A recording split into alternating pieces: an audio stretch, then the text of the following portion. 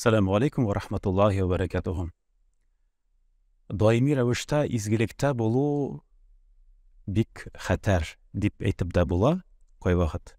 Ничек инде хәзрәт, ничек инде изгелектә булу хәтәр булырга мөмкин дип сорау бирә аласыз. Имам Аль-Азали үзенең китабында бер риваят искә ала. Бер яһуди кавымда изгелектә, игелектә даими рәвештә булган бер бәндә була.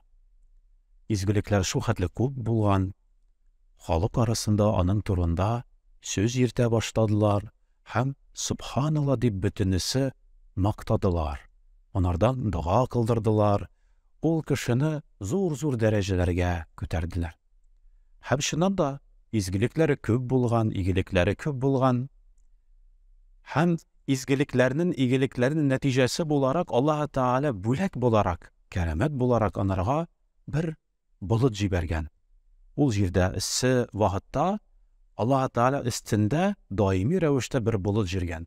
Кая гына барса да, аның өстендә күләгә, аның тирәдә күләгә ышык булган. Халык моны күргәч, субханалла, субханалла дип моны мактый торган булалар. Һәм әкертен, әзиз, адым-адым аның күңелендә тәкәбберлек барлыкка китерделәр. Тәкәбберлек шундай бер тискәре халат. Без аны заһири рәвештә күрмәсәк тә, күңелдә ул әкрен безнең йөрәгебезне, безнең саф, чиста, фитри иманыбызны бозарга мөмкин. Әйе. Һәм көннәрдән бер көнне шушы изге бәндә юлның бер ягында барган чагында өстендә болыт күләгә бирә торган һәм каршына гади генә кеше. Гөнаһта, хатада, даими рәвештә хатада, гөнаһта булган бер кеше каршына килә.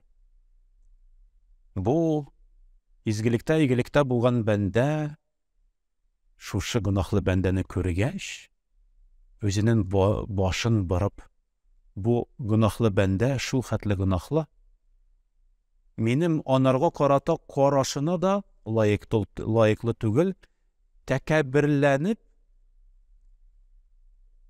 анардан үзен өстен куеп, башын нәфрәт белән башка якка, ун якка бара.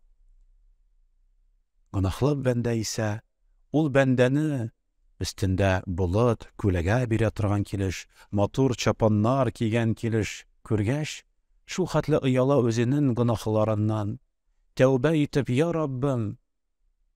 Я Раббым, көч-куәт бир шушы гөнаһлардан ваз кичергә, арынырга дип, Аллаһ Тәгаләгә теләк теләп, үзенең башын башка якка бара, түбәнсенеп. Мин лаеклы түгел, ул бәндәнең йөзенә дә карарга бит дип, үзен түбән дәрәҗәгә төшереп, икесе дә юл уртасында бер тирә баскач, Аллаһ Тәгаләнең рәхмәте белән изге бәндәнең өстендә булган болыт гөнаһ иясенең башы өстенә күчә. Һәм күләгә кайчандыр гөнаһта булган һәм түбәнсенеп, тәүбә итеп, Я Раббым, гөнаһларымны гафу ит инде дип әйткән һәм изгелектә, игелектә булырга теләгән бәндәнең чиста, саф күңеле белән өстеннән күләгә анарга күчә.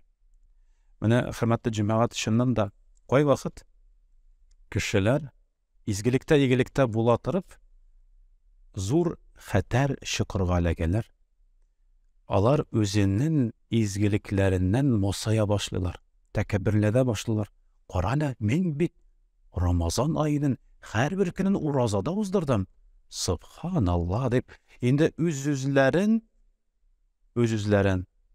җәннәткә кертәләр. Һәм Аллаһ Тәгалә үз рәхмәте белән кертә икәнлеген генә оныталар.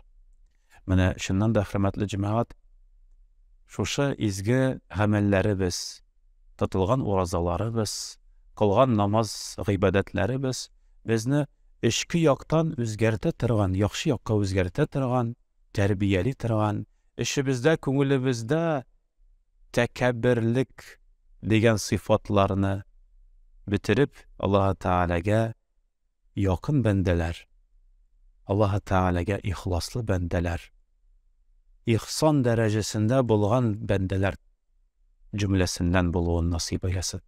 Ассаламу алейкум ва рахматуллаһи ва баракатуһ.